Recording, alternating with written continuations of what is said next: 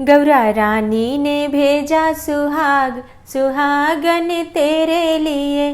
गौरा मैया ने भेजा सुहाग, सुहागन तेरे लिए। टीका भी भेजा माने झूमर भी भेजा, टीका भी भेजा माने झूमर भी भेजा।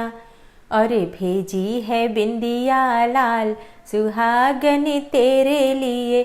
गौरा मैया ने भेजा सुहाग, सुहागन तेरे लिए। आप सभी को करवा चौथ व्रत की बहुत बहुत शुभकामनाएं। माँ गौरा की कृपा से सबका सौभाग्य अखंड रहे और पति पत्नी के रिश्ते मधुर हो। माँ पार्वती से ऐसी प्रार्थना करते हुए आज हम सुनेंगे करवा चौथ के व्रत की कथा। और हाँ, वीडियो के अंत में आपको करवा चौथ की पूजा के शुभ मुहूर्त और चंद्रमा के उदय होने के शुभ मुहूर्त की भी जानकारी दी जाएगी। और इसी के साथ चंद्रमा की पूजा किस प्रकार से करनी चाहिए, पति की पूजा किस प्रकार से करें, संपूर्ण जानकारी आपको आज की वीडियो में मैं शेयर करने वाली हूँ। तो वीडियो बहुत महत्वपूर्ण है, पूरा ज़रूर देख लीजिए। और अच्छी लगे वीडियो तो लाइक भी ज़रूर कीजिए, क्योंकि आपके लाइक्स, आपके कमेंट्स मेरे लिए बहुत महत्वपूर्ण होते हैं। ये एकमात्र जरिया है जिनसे मुझे पता चलता है कि आपको ये वीडियो अच्छी लगती है। तो अगर वीडियो अच्छी लगे तो लाइक तो ज़रूर ही किया कीजिए। और अब सुनते हैं करवा चौथ के व्रत की कथा। बहुत समय पहले की बात है। एक साहूकार के 7 बेटे और उनकी एक बहन करवा थी। सभी 7 भाई अपनी बहन से बहुत प्यार करते थे, यहाँ तक कि वे पहले उसे खाना खिलाते और बाद में स्वयं खाते थे। एक बार उनकी बहन ससुराल से मायके आई हुई थी। शाम को भाई जब अपना व्यापार व्यवसाय बंद करके घर आए तो देखा उनकी बहन बहुत व्याकुल थी। सभी भाई खाना खाने बैठे और अपनी बहन से भी खाने का आग्रह करने लगे, लेकिन बहन ने बताया कि उसका आज करवा चौथ का निर्जल व्रत है और वह खाना सिर्फ चंद्रमा को देखकर उसे अर्घ्य देकर ही खा सकती है। चूंकि चंद्रमा अभी तक निकला नहीं है, इसलिए वह भूख प्यास से व्याकुल हो उठी है। सबसे छोटे भाई को अपनी बहन की हालत देखी नहीं जाती और वह दूर पीपल के पेड़ पर एक दीपक जलाकर चलने की ओट में रख देता है। दूर से देखने पर वह ऐसा प्रतीत होता है कि जैसे चतुर्थी का चांद उदित हो रहा हो। इसके बाद भाई अपनी बहन को बताता है कि चांद निकल आया है, तुम उसे अर्घ्य देने के बाद भोजन कर सकती हो। बहन खुशी के मारे सीढ़ियों पर चढ़कर चांद को देखती है, उसे अर्घ्य देकर खाना खाने बैठ जाती है। वह पहला टुकड़ा मुंह में डालती है तो उसे छींक आ जाती है, दूसरा टुकड़ा डालती है तो उसमें बाल निकल आता है, और जैसे ही तीसरा टुकड़ा मुंह में डालने की कोशिश करती है तो उसके पति की मृत्यु का समाचार उसे मिलता है। वह बौखला जाती है। उसकी भाभी उसे सच्चाई से अवगत कराती है कि उसके साथ ऐसा क्यों हुआ। करवा चौथ का व्रत गलत तरीके से टूटने के कारण देवता उससे नाराज हो गए हैं और उन्होंने ऐसा किया है। सच्चाई जानने के बाद करवा निश्चय करती है कि वह अपने पति का अंतिम संस्कार नहीं होने देगी और अपने सतीत्व से उन्हें पुनर्जीवन दिलाकर ही रहेगी। वह पूरे 1 साल तक अपने पति के शव के पास बैठी रहती है, उसकी देखभाल करती है और उसके ऊपर उगने वाली सुई नुमा घास को वह एकत्रित करती जाती है। 1 साल के बाद जब फिर करवा चौथ का दिन आता है, उसकी सभी भाभियां करवा चौथ का व्रत रखती हैं। जब भाभियां उससे आशीर्वाद लेने आती हैं तो वह प्रत्येक भाभी से कहती है, यम सुई ले लो, पिय सुई दे दो, मुझे भी अपनी जैसी सुहागिन बना दो, ऐसा आग्रह करती है। लेकिन हर बार भाभी उसे अगली भाभी से आग्रह करने को कहकर चली जाती है। इस प्रकार जब 6ठे नंबर की भाभी आती है तो करवा उससे भी यही बात दोहराती है। तब यह भाभी उसे बताती है कि चूंकि सबसे छोटे भाई की वजह से उसका व्रत टूटा था, अतः उसकी पत्नी में ही शक्ति है कि वह तुम्हारे पति को दोबारा जीवित कर सकती है। इसलिए जब वह आए तो उसे पकड़ लेना और जब तक वह तुम्हारे पति को जिंदा न कर दे उसे नहीं छोड़ना। ऐसा कहकर वह चली जाती है। सबसे अंत में छोटी भाभी आती है। करवा उनसे भी सुहागिन बनने का आग्रह करती है, लेकिन वह टाल मटोली करने लगती है। इसे देख करवा उन्हें जोर से पकड़ लेती है और अपने सुहाग को जिंदा करने के लिए कहती है। भाभी उससे छुड़ाने के लिए नोचती है, खसोटती है, लेकिन करवा नहीं छोड़ती है। अंत में उसकी तपस्या को देख भाभी पसीज जाती है और अपनी छोटी उंगली को चीरकर उसमें से अमृत उसके पति के मुंह में डाल देती है। करवा का पति तुरंत श्री गणेश करता हुआ उठ बैठता है। इस प्रकार प्रभु की कृपा से उसकी छोटी भाभी के माध्यम से करवा को अपना सुहाग वापस मिल जाता है। हे श्री गणेश, हे माँ गौरी, जिस प्रकार करवा को चिर सुहागन होने का वरदान आपसे मिला है, वैसा ही सब सुहागिनों को मिले। और करवा चौथ व्रत के इस कथा को सुनने के बाद भगवान गणेश की कथा भी जरूर सुननी और पढ़नी चाहिए। ओम श्री गणेशाय नमः। एक बार गणेश जी भक्तों की परीक्षा लेने के लिए एक बालक का रूप धरकर पृथ्वी लोक पर आते हैं। भगवान गणेश लोगों से खीर बनाने के लिए कहते हैं। 1 चम्मच दूध और 1 चुटकी चावल लेकर लोगों के पास जाते हैं और उनसे दूध और चावल की खीर बनाने के लिए कहते हैं। एक चुटकी चावल और थोड़े से दूध की खीर बनाने की बात सुनकर लोग उन पर हंसने लगते हैं। बहुत भटकने के बाद भी जब कोई खीर बनाने के लिए राजी नहीं होता है तो आखिर एक गांव में एक बुढ़िया को उन पर दया आ जाती है और वह बोलती है, ला बेटा, मैं बना देती हूँ खीर। ऐसा कहकर वह एक छोटी सी कटोरी लेकर आती है। यह देख बालक बोला, अरे माँ, इस कटोरी में क्या होगा, कोई बड़ा बर्तन लेकर आओ। बच्चे का मन रखने के लिए बुढ़िया बड़ा बर्तन लेकर आती है। अब बालक उसमें चावल और दूध उंडेलता है और देखते ही देखते वह बर्तन भर जाता है और उसके बाद भी चुटकी भर चावल और चम्मच भर दूध खत्म नहीं होता। बुढ़िया एक एक करके घर के सारे बर्तन ले आती है। सब बर्तन भर जाते हैं लेकिन चुटकी भर चावल और चम्मच भर दूध खत्म ही नहीं होता। तब बालक उस बुढ़िया से कहता है कि वह खीर बनाने के लिए सामग्री को चूल्हे पर चढ़ा दे तथा गांव में जाएं और सबको खाना खाने का निमंत्रण देकर आए। जब खीर बन जाए तो उसे भी बुला लेना। बुढ़िया वैसा ही करती है। सारा गांव आता है और खीर खाकर चला जाता है, लेकिन उसके बाद भी खीर बच जाती है। बुढ़िया पूछती है कि वह इसका क्या करे। तब बालक ने कहा कि इस खीर को अपने घर के चारों कोने में बर्तन सहित उलटकर ढक दे और सुबह होने तक ऐसे ही रहने दे। और सुबह जब बुढ़िया बर्तन उठाकर देखती है तो हीरे जवाहरात से भरे हुए नजर आते हैं। श्री गणेश, जिस तरह से आपने बुढ़िया पर कृपा बनाई वैसे ही अपने सब भक्तों पर कृपा बनाए रखना। करवा चौथ व्रत की तीसरी कथा। एक बार पांडुपुत्र अर्जुन तपस्या करने नीलगिरी नामक पर्वत पर गए।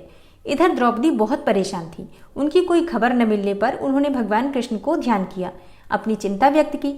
कृष्ण भगवान ने कहा, बहना, इसी तरह का एक प्रश्न एक बार माता पार्वती ने शंकर जी से भी किया था।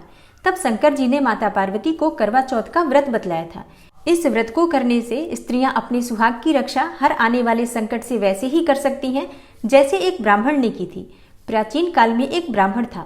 उसके 4 लड़के एवं एक लड़की गुणवती थी। एक बार लड़की मायके में थी, तब करवा चौथ का व्रत पड़ा। उसने व्रत को विधि पूर्वक किया। पूरे दिन निर्जला रही, कुछ खाया पिया नहीं। पर उसके चारों भाई बहुत परेशान थे कि बहन को प्यास लगी होगी, भूख लगी होगी और बहन चंद्रोदय के बाद ही जल ग्रहण करेगी। भाइयों से न रहा गया। उन्होंने शाम होते ही बहन को बनावटी चंद्रोदय दिखा दिया। एक भाई पीपल की पेड़ पर छलनी लेकर चढ़ गया और दीपक जलाकर छलनी से रोशनी उत्पन्न कर दी। तभी दूसरे भाई ने नीचे से बहन को आवाज दी, देखो बहन, चंद्रमा निकल आया है, पूजन करके भोजन ग्रहण करो। बहन ने भोजन ग्रहण किया। भोजन ग्रहण करते ही उसके पति की मृत्यु हो गई। अब वह दुखी होकर विलाप करने लगी। तभी वहां से रानी इंद्राणी जा रही थी। उनसे उसका दुख न देखा गया। ब्राह्मण कन्या ने उनके पैर पकड़ लिए और अपने दुख का कारण पूछा। तब इंद्राणी ने बताया, तूने बिना चंद्र दर्शन किए करवा चौथ का व्रत तोड़ दिया, इसलिए यह कष्ट मिला है। अब तू वर्ष भर की चौथ का व्रत नियम पूर्वक करना तो तेरा पति जीवित हो जाएगा। उसने इंद्राणी के कहे अनुसार चौथ व्रत किया तो पुनः सौभाग्यवती हो गई। इसलिए प्रत्येक स्त्री को अपने पति की दीर्घ आयु के लिए यह व्रत अवश्य करना चाहिए। द्रौपदी ने यह व्रत किया और अर्जुन सकुशल मनोवांछित फल प्राप्त करके वापस लौट आए। तभी से हिंदू महिलाएं अपने अखंड सौभाग्य के लिए करवा चौथ का व्रत धारण करती हैं और चंद्रमा के दर्शन करने के बाद पति के हाथों से जल पीकर इस व्रत का समापन करती हैं। तो करवा चौथ की ये 3 कथाएं हैं। इन तीनों कथाओं को आज सुनने से अखंड सौभाग्य की प्राप्ति होती है। कार्तिक मास के कृष्ण पक्ष की चतुर्थी तिथि प्रारंभ हो रही है 31 अक्टूबर को रात्रि में 9:30 पर और चतुर्थी तिथि समाप्त हो रही है 1 नवंबर 2023 को, यानी कि आज रात्रि में 9:19 पर। तो पूजा हम कब करेंगे? देखिए, करवा चौथ की पूजा कई स्थानों पर दोपहर में ही कर ली जाती है और कई स्थानों पर प्रदोष काल में यानी कि संध्या काल में की जाती है। तो अगर आपके यहाँ दोपहर में पूजा होती है तब तो इस समय तक पूजा हो गई होगी, लेकिन अगर आपके यहाँ शाम को पूजा होती है प्रदोष काल में तो आप प्रदोष काल में पूजा कर सकते हैं। शाम को 5:44 से शाम को 7:02 तक पूजा करने का शुभ मुहूर्त है। अब देखिए, शाम की जो पूजा होती है उसमें तैयारियां बहुत सारी होती हैं। चौकी लगाना होता है, फिर चौकी पर सारा सामान हमें रखना होता है।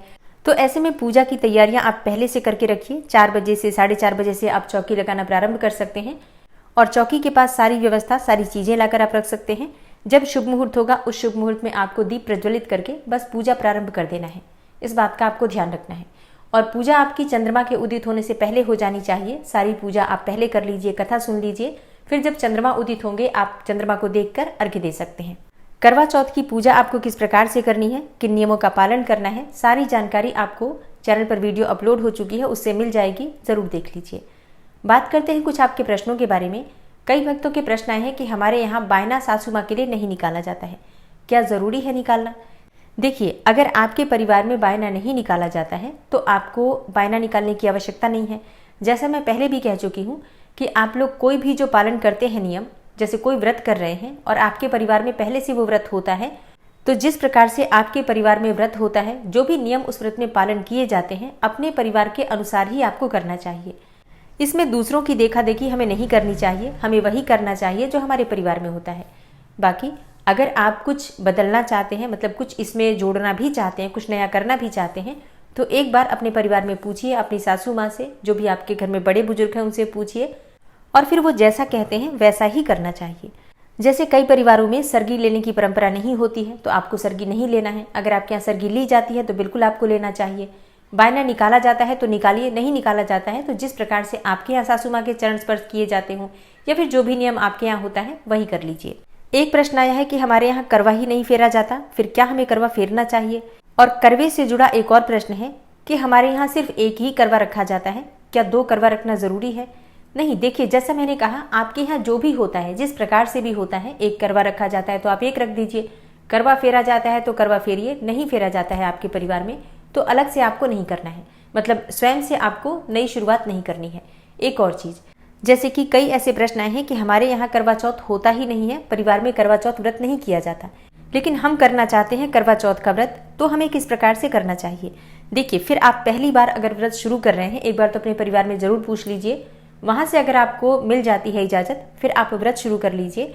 और जो भी आप नियम पहली बार तय करते हैं, मतलब जिस भी प्रकार से आप पहली बार करवा चौथ का व्रत करेंगे, जो भी नियम आप पहली बार लेंगे, उसी नियम के अनुसार आपको हर बार करवा चौथ का व्रत करना है।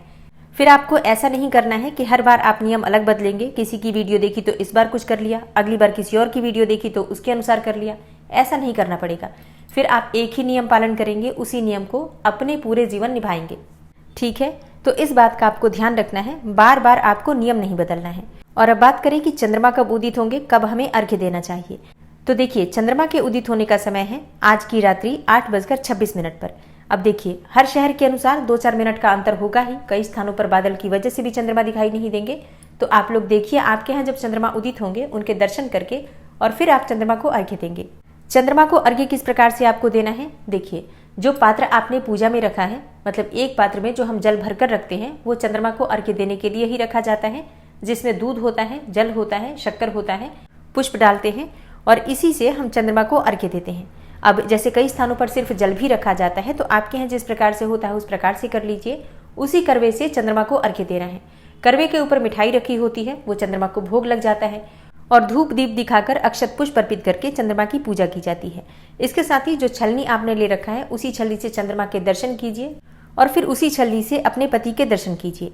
और फिर चंद्रमा की 3 बार परिक्रमा कर लीजिए। जिस स्थान पर खड़े होकर आप जल दे रहे हैं वहीं पर 3 बार क्लॉकवाइज घूमकर और चंद्रमा को प्रणाम कीजिए, उनसे प्रार्थना कीजिए, सौभाग्य के लिए, अखंड सौभाग्य के लिए चंद्र देवता से प्रार्थना कीजिए। और चंद्रमा की पूजा करने के बाद आपको अपने पति की पूजा करना है। तो पति की पूजा किस प्रकार से करेंगे? देखिए, पति की पूजा में आपको पति के मस्तक पर तिलक लगाना होता है, लेकिन उससे पहले थोड़े जल के छींटे देकर शुद्धिकरण कर लीजिए। नहीं भी करेंगे जल के छींटे देकर शुद्धिकरण, तो भी बस तिलक लगा दीजिए।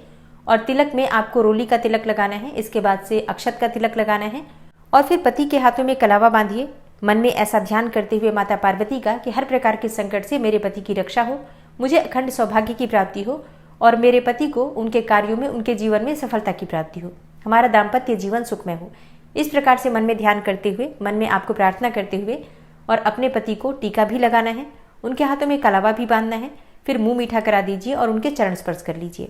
अब ये कार्य आप चाहें तो छत पर ही आसन लगाकर बिठाकर भी कर सकते हैं, या फिर जिस प्रकार से आपने चंद्रमा को अर्घ्य दिया है खड़े होकर वहीं पर, वैसे ही चंद्रमा को अर्घ्य देने के बाद आप पति को तिलक कर सकते हैं, कलावा बांध सकते हैं और इसके साथ ही मुंह मीठा करा सकते हैं। इसके बाद पति आपको जल ग्रहण कराते हैं, कुछ मीठा खिलाते हैं, आप पति के चरण स्पर्श कर लीजिए। और चरण स्पर्श करना आवश्यक है, इस बात का ध्यान रखिए। पति के भी आपको चरण स्पर्श करने हैं, परिवार में कोई बड़ा बुजुर्ग है उनके भी चरण स्पर्श कीजिए, पंडित जी आए हो तो पंडित जी के भी चरण स्पर्श कीजिए। क्योंकि देखिए, करवा चौथ के व्रत में विशेष जो महत्व होता है, आशीर्वाद का ही महत्व होता है। जितना अधिक हम बड़े बुजुर्गों के चरण स्पर्श करते हैं, उनका आशीर्वाद लेते हैं, उनका हाथ हमारे सिर पर लगता है, उतना ही अधिक इस व्रत का हमें श्रेष्ठ फल प्राप्त होता है। इसलिए बड़े बुजुर्गों के चरण स्पर्श आज के दिन जरूर करना है। मान लीजिए बड़े बुजुर्ग कहीं दूर रहते हो, आप अकेले रहते हो, ऐसे में आप फोन पर भी बात करके उनका आशीर्वाद ले सकते हैं, उनको प्रणाम कर सकते हैं। क्योंकि बड़े बुजुर्गों का आशीर्वाद हमारे लिए बहुत काम की चीज़ है, तो ये कार्य आपको ज़रूर करना है। उम्मीद करती हूँ आज की वीडियो आपके लिए उपयोगी होगी। अच्छी लगी हो वीडियो तो लाइक कर दीजिए और हाँ, ज़्यादा से ज़्यादा इस वीडियो को अपने फैमिली फ्रेंड्स के साथ शेयर कीजिए और चैनल पर पहली बार आए हो तो सब्सक्राइब करके बेल आइकन को ज़रूर प्रेस कर लीजिए अगर आपको आज की वीडियो अच्छी लगी हो तो। और प्रतिदिन कार्तिक मास की कथाएं भी आप लोग ज़रूर ही सुनते होंगे, नहीं सुनते हो तो आज से ही प्रारंभ कर दीजिए। मिलती हूँ मैं आपसे अगली वीडियो में, तब तक के लिए जय श्री राधे।